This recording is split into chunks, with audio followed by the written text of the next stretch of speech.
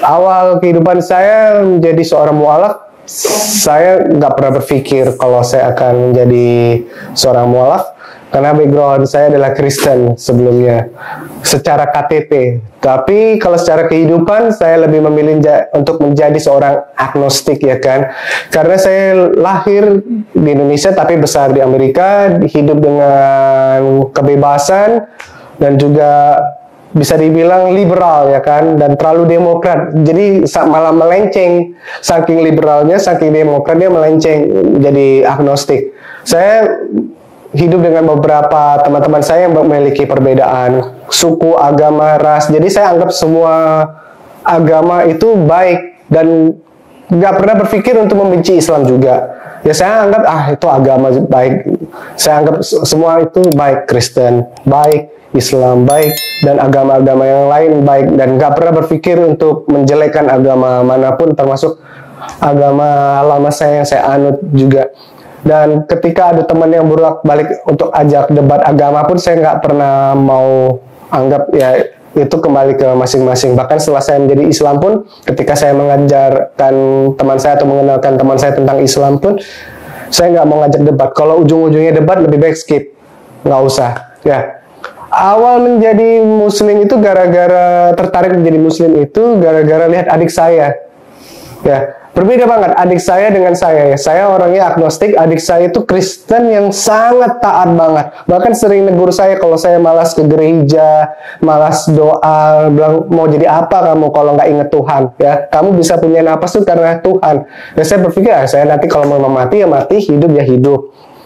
Ya memang saya orangnya selengean, ya kan, gitu, kalem tapi bisa dibilang nakal diam-diam lah dulunya. Adik saya memang orangnya sangat disiplin, tegas, teratur banget, ya kan. Di beda didikan lah, ayah saya yang mendidik saya, memberi kebebasan, sedangkan adik saya itu sempat dididik secara militer oleh kakek saya, karena kakek saya basicnya militer, jadi dia lebih disiplin dari saya. Saya kenal dia masuk Islam itu kaget sekali waktu saya bersih-bersih kamar. Kami kan tidur bersama, ranjangnya ranjang susun. Nah, memang saya yang pas tugas lagi bersihkan karena adik saya lagi keluar kota. Saya kaget buka kasurnya, kok ada sejadah, ada Al-Quran, ada tasbih, dan beberapa buku-buku tentang Islam. Saya kaget, ini apaan? Apa jangan-jangan ini mau ada studi banding agama atau apa? Setelah adik saya pulang, saya ngobrol sama dia. Ini ada apa ini, kok ada buku Islam? Oh, aku masuk Islam. Saya kaget, bam! Kenapa orang yang bisa dibilang Kristen taat, rajin ke gereja, kok malah bisa pindah server lah, kalau istilahnya bahasa anak sekarang, ya kan? Nggak pernah nyangka gitu loh. Sedangkan saya aja jangankan berpikir untuk masuk Islam, ya, berpikir untuk taat di agama saya yang lama aja nggak sampai ke situ. Kaget aja dia, akhirnya saya curhat sama dia, tukar pikiran, ya kan.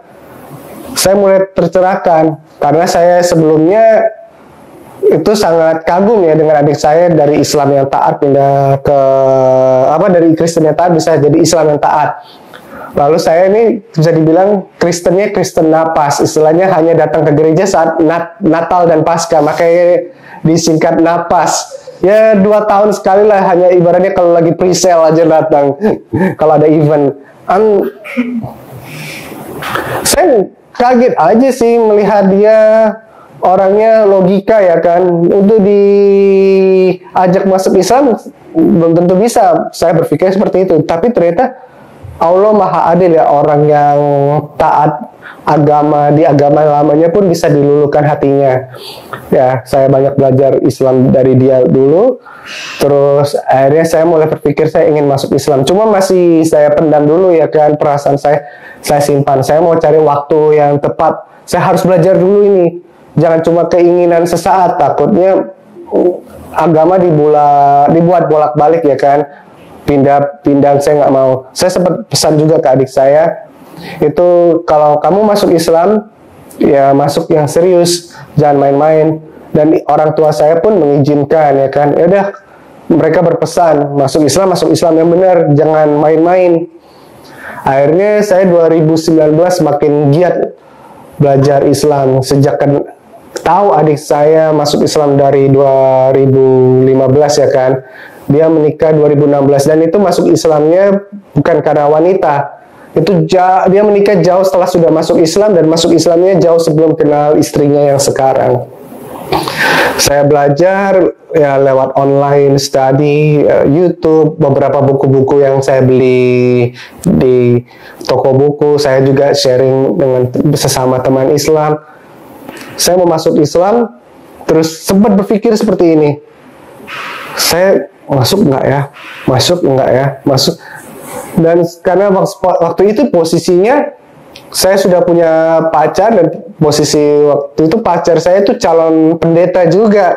Saya takut diputusin karena bagi saya belum tentu bisa dapat istri seperti dia yang bisa ngerti sifat saya, kekurangan saya yang walaupun seperti ini masih ada egonya, dia yang mampu bisa meredam ego saya, emosi saya, semua. Dibandingkan mantan pacar atau yang sebelumnya ya kan gitu, dia yang mampu buat saya mau berubah untuk jadi yang lebih kalem, bukan yang selengean atau apa. Saya curhat sama dia, akhirnya saya berusaha jujur, yang aku ini mau masuk Islam tapi gimana ini, saya ikhlas deh kalau kamu mau putusin saya, ya udah ini resiko yang harus saya ambil. Dia bilang, aku juga sebenarnya pengen mau masuk Islam, tapi takut diputusin kamu. Saya kaget. Saya sampai ibaratnya pengen nampar pipi saya. Ini mimpi nggak ya? Apa jangan-jangan saya tuli atau salah dengar ini? Benar ini, mau masuk Islam. Iya, tapi aku takut inilah. Kamu mau masuk sekolah teologi, sudah dapat beasiswa mau sekolah di Australia gimana? Makanya saya sampai mau ikut kamu ke Australia juga kan, karena kamu mau kuliah di sana. Ya udah kita batalin aja, kita belajar Islam. Udah. Akhirnya saya jujur sama ibu saya mau masuk Islam. Ibu saya dengan santainya, ya sudahlah, kalau mau masuk Islam mau masuk aja. Gitu aja kok repot. Ya udah. Kami mulai cari-cari tempat untuk belajar Islam. Ya beberapa tempat ada yang sempat menolak. Ya mungkin karena lihat wajah saya yang agak Indo, sempat dicurigai pendeta atau misionaris yang mau nyamar jadi Islam. Waduh, kayaknya kok parah banget nih tuduhannya ya kan, beberapa nolak lah ya kan.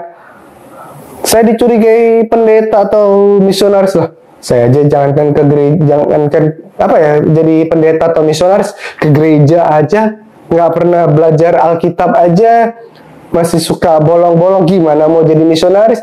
Sedangkan dulu saya aja mau baptisan aja lama banget prosesnya.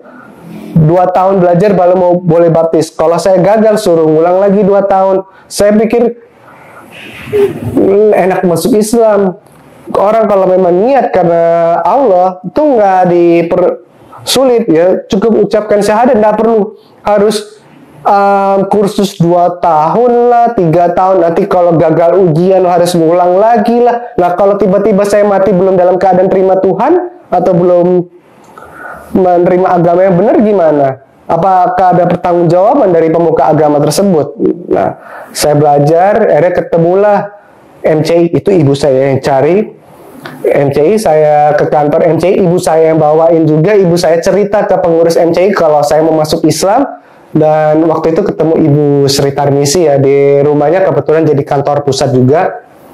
Ya, kami belajar. Saya utarakan kalau saya mau masuk Islam, terutama istri saya ditolak. Saya yang paling sedih adalah istri saya.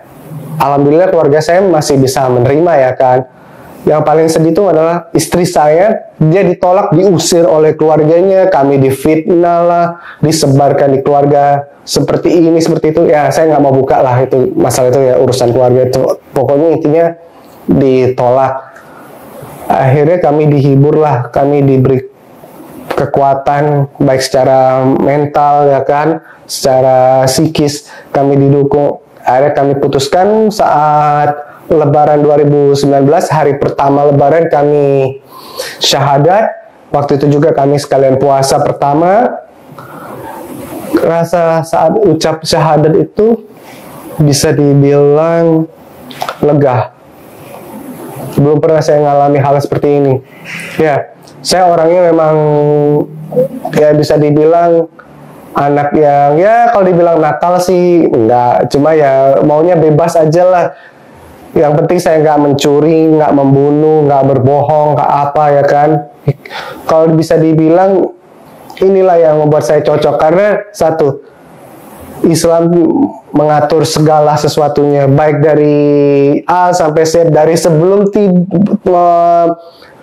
tidur, bangun tidur, semuanya lengkap ya. Dari awal kita buka mata sampai mau tutup mata itu ada. Bahkan sampai ibaratnya hukum makanan pun diatur ya kan. Ya alhamdulillah memang sebelum masuk Islam saya nggak pernah namanya bersentuhan dengan alkohol atau apa, enggak. Walaupun di Amerika itu bebas ya, tapi tidak semua daerah di Amerika itu juga bebas. Ada beberapa daerah yang sangat religius juga, tergantung orangnya. Ya, itulah yang membuat saya yakin, kebetulan dong saya dapat agama yang mengatur saya lebih baik lagi, bisa makanannya sehat, halal. Dan memang dari dulu, maaf ya, B2 saya dari kecil nggak pernah mau. Saya paling gelik juga dengan daging B2 atau alkohol ya. Ya itu sudah jalannya Allah lewat adik saya yang Kristen taat tiba-tiba menjadi Muslim yang taat. Hafalan Alkitabnya dulu juga kuat, jadi rajin sholat, jadi rajin ngaji ya. Bahkan malah sering ngingetin saya, lu sekarang sholat ya, lu kemarin nggak rajin ke gereja, sekarang lu harus rajin sholat. Oke, nggak apa-apa, lu nggak bisa hafal Al-Quran ya. Memang saya tipikal orang yang kalau hafalan saya memang kurang ya kan, bukan orang yang cepat. Saya juga masih belajar juga tentang agama ya. Insya Allah doakan supaya saya dan keluarga menjadi Islam yang taat ya. Dan istri saya diperkuat juga, terutama istri saya. Tekanan itu paling berat, dihina, dicaci. Bahkan hal yang paling sedih adalah ketika kami kehilangan putra pertama saya ya.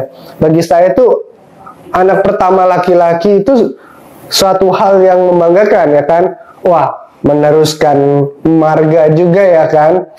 Bisa dibilang wah ini anak laki-laki penerus tahta Tatra. Allah izinkan ambil ya, pulang ke rahmatullah ya. Saya yakin dia sudah di surga ya. Mungkin dia nggak boleh hidup di dunia yang fana ini yang banyak cobaan. Allah kasih hadiah surga untuk dia. Dan saya sangat mengasihi anak saya juga ya. Saya tenanglah anak saya di surga, walaupun pada awalnya sempat sedih ditinggal anak tersayang ya kan ya. Dan sekarang alhamdulillah Allah kasih gantinya, malah dapat anak perempuan yang cantik ya, cantik, gemuk, sehat, cerdas. Alhamdulillah sekali Allah memberikan itu. Dan hiburan saya membuat saya semangat untuk cari uang, untuk menafkahi anak, istri, bahkan orang tua saya juga.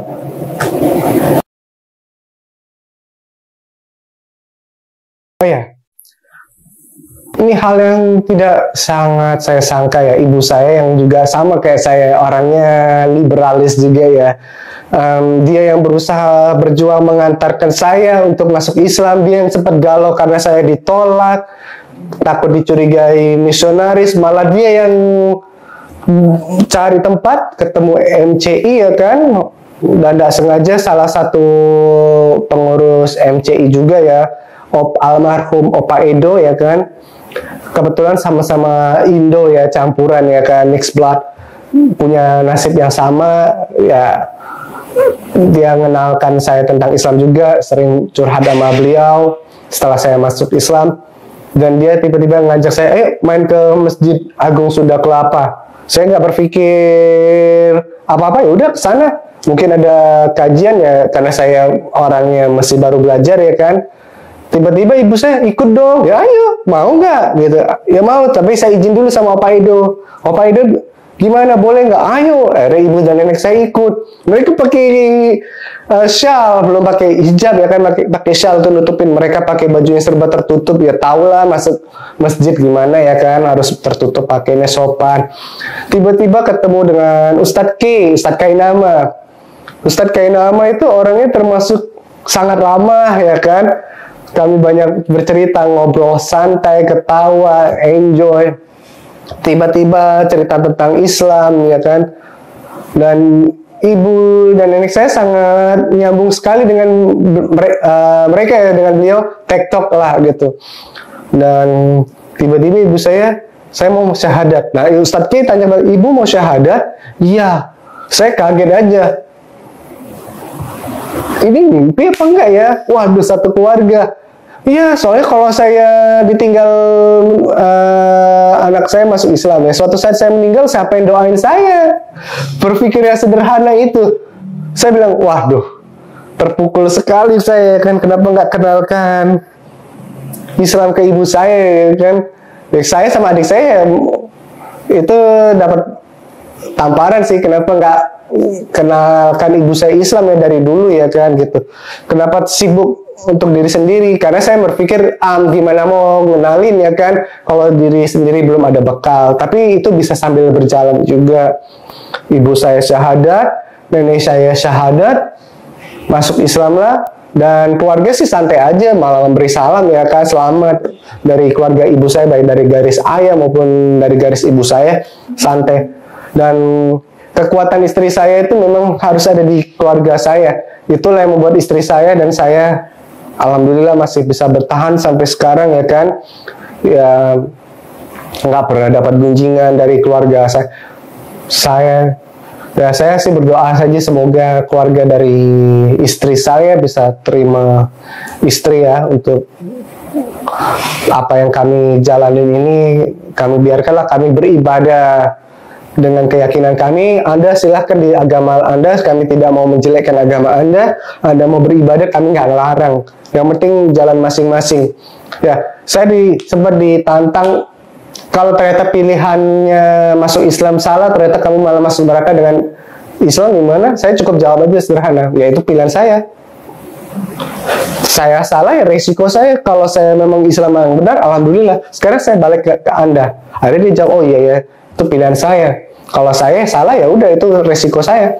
Makanya beberapa teman saya respect dengan saya. Dan kalau ada orang yang mau ngajak debat, no, saya nggak mau. Makanya beberapa teman-teman yang fanatik pun nggak mau ngajak debat karena percuma. Saya bilang ya keras kepala, si Albert itu kepala batu dari dulu sampai sekarang, cuma bedanya masuk Islam jauh lebih keras kepala lagi. Saya sih nggak masuk di pikiran saya, biarin aja lah. Kalau orang mau ngomong apa, saya nggak mau masuk kanan keluar kiri, masuk kanan keluar kanan, saya tolak semuanya. Ya itu pilihan saya. Saya satu-satunya harapan saya pengen jadi Islam yang taat, ya suatu saat bisa bersama-sama beberapa komunitas mualaf lain untuk merangkul teman-teman mungkin yang kurang beruntung seperti saya yang masuk Islam yang diterima ya. Ada beberapa yang ditolak, itu saya mau bantu kuatkan. Karena kalau saya di posisi mereka, mungkin saya nggak tahu lagi harus gimana. Ya saya sudah tahu, contohnya istri saya, ada keluarga dan kawan-kawan saya yang saling menguatkan. Akhirnya istri saya bisa kuat seperti sampai sekarang. Masih, tapi mereka cuek, saya sapa di blog. Seandainya Mami nonton, apa yang mau disampaikan? Ya, kalau saya sih bilang sama Mami, saya mencintai Claudia istri saya ya seperti saya mencintai diri saya. Saya sudah sayang Mami ya, sama seperti sayang sama mama saya juga ya kan. Mami sama Papi ya. Saya memang bukan anak kandung Mami ya, hanya mantu. Tapi saya sangat sayang, dari dulu saya selalu peduli. Kan? Apapun ya Mami minta pun saya selalu usahakan lah, turutin ya kan. Mami juga kadang-kadang juga nurutin kan keinginan saya. Kalau ketika saya lagi moodnya down, Mami juga sering hibur saya kan. Nah, bagi saya tetaplah saya menghormati. Saya masih menganggap Mami itu adalah ibu mertua yang terbaik yang pernah saya miliki sampai sekarang ya. Nggak ada tergantinya ya. Karena memang ibu saya nggak bisa tergantikan dari wanita manapun. Tapi Mami juga adalah mertua yang terbaik, nggak bisa tergantikan juga. Ya, saya sayang Mami. Ya tolong izinkan kami berjalan apa adanya dengan agama kami. Ya, kami nggak mau maksa mami untuk masuk Islam ya kan, tapi mami juga jangan maksa kami untuk kembali lagi ya, saling menghormati aja ya. I love you so much mom. Ya, don't be afraid ya, don't worry, I always be with you, I always beside you. Ya, untuk istri saya, Ani nggak usah khawatir ya, ada aku kok yang selalu ngejaga kamu ya, di balik kekuranganku ya, aku ya memang belum bisa jadi suami yang sempurna ya kan ya, tapi aku selalu lakuin yang terbaik ya kan. Saat kamu nangis, aku selalu sampingmu, dan saat aku lagi down pun kamu yang bikin aku semangat ya kan ya. Karena bagi saya ini, alhamdulillah saya dikasih 4 bidadari di rumah saya yang menguatkan saya ya, ibu saya, nenek saya, istri saya, dan anak saya ya. Ya, terutama untuk anak saya ingin menjadi ayah yang terbaik untuk putri saya tercinta ya kan, Naomi Myers ya kan ya. Mungkin suatu saat ketika dia udah dewasa, nanti ngelihat saya, untuk Naomi ya, papi sayang kamu nak ya, papi harap kamu jadi anak yang baik, anak perempuan yang baik ya. Ya mungkin nanti di zamanmu tantangannya beda dengan apa yang papi alami ya. Apapun kamu mau jadi, apapun mau cita-citamu, itu papi dukung ya. Papi akan usahain semampu papi juga. Tapi maaf kalau papi mungkin belum bisa jadi ayah yang sempurna ya, papi manusia biasa. Kalau ada salah, papi siap ditegur ya, namanya orang tua juga bisa salah ya kan. Ibu saya selalu mengajarkan, oma ya, selalu mengajarkan kalau oma pun ada salah, tolong diingetin ya. Sama papi kalau ada salah, tolong diingetin juga. Dan papi beruntung punya anak perempuan, putri yang cantik seperti kamu. Kamu bidadari di hati saya ya, di hati papi ya. Bersyukurlah papi punya 4 bidadari yang menemani papi.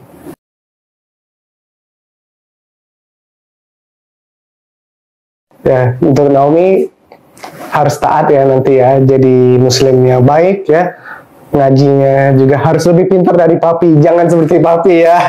Ya belajarnya masih takut-takut, masih ragu-ragu ya. Insya Allah papi usahakan cari pendidikan Islami yang terbaik untuk Naomi ya. Papi akan kerahkan semuanya yang terbaik ya.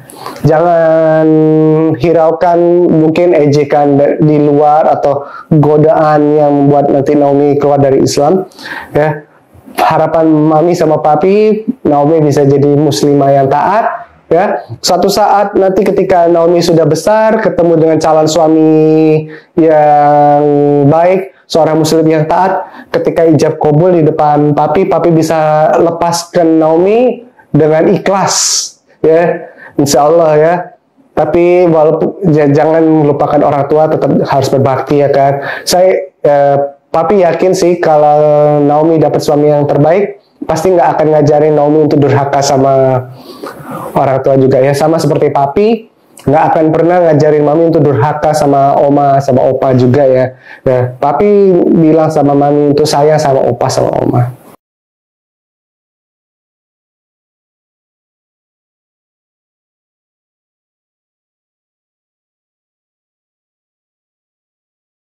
Saya menanggapi dengan santai ya opini negatif tentang Islam ya. Ya karena mereka nggak ngerti aja tentang Islam yang sebenarnya. Ya, karena hal-hal seperti ini ya, setiap agama pasti punya opini positif dan negatif ya, terutama untuk Islam juga ya. Mungkin karena ada beberapa ya kelompok yang sangat keras, radikal ya. Ya kalau memang mereka ternyata radikal atau keras ya, melenceng dari Islam ya, kami doakan saja semoga mendapat hidayah untuk kembali ke jalan yang benar, lurus sesuai ajaran Islam yang sebenarnya, rahmatan lil alamin ya. Islam itu damai, Islam itu sejuk ya, tidak pernah menganjurkan kekerasan ya. Ya itu hanya oknum saja ya kan. Kalau ada oknum yang seperti itu ya, tugas kita juga sebagai sesama muslim untuk membantu meluruskan agar sesuai atau berjalan sesuai dengan syariatnya. Karena Islam tuh dibawa dengan damai. Nah, ketika zaman Rasulullah itu melakukan perang itu karena terpaksa. Itu jalan paling terakhir ya kan, untuk membela diri, melindungi diri. Tapi kan Ya kalau saya sih menghadapi mereka, kasih aja contoh yang baik ya. Nggak usah terlalu ambil pusing sih ya. Selama mereka cuma gosip, biarkan, kita tunjukkan kita ini Islam yang baik ya. Kecuali kalau sudah sampai yang memaksa kita secara fisik atau apa, oh harus seperti ini ya, kita harus bertahan. Kita harus punya prinsip sebagai Islam. Saya Islam ya, saya hargai kepercayaan Anda atau apa, tapi jangan paksa saya. Ya, pernah sih beberapa teman saya yang nyoba ngeprank ya kan, ngasih daging ya non halal. Alhamdulillah walaupun saya nggak pernah konsumsi, pernah ngeprank. Saya tahu kamu mau bohongin saya ya. Saya lihat bentuknya aja, dari baunya aja nggak usah dicicipi, saya udah tahu. Akhirnya malah yang ngebela teman-teman yang non muslim, tapi yang jauh lebih moderat. Akhirnya mereka yang berantem sendiri karena bela saya. Kamu jangan bikin ulah ya. Islam tuh baik ya. Itu kamu seperti itu sama aja kamu jelekin kita. Kita yang agama ini belum. Akhirnya mereka malah membela dengan sendirinya. Kita cukup hadapi dengan santai aja sih ya. Nggak usah takut, Allah beserta kita selama kita berjuang Islam demi Islam ya, Allah akan tunjukkan jalannya. Kita nggak tahu gimana jalannya, antara mereka lama-lama luluh kok. Banyak beberapa orang yang mungkin dulunya anti Islam ya, malah luluh. Saya nggak pernah anti Islam, saya nggak pernah benci Islam aja bisa masuk Islam. Saya yakin Allah pasti bisa membolak-balik hati mereka yang membenci Islam malah jadi lebih cinta lagi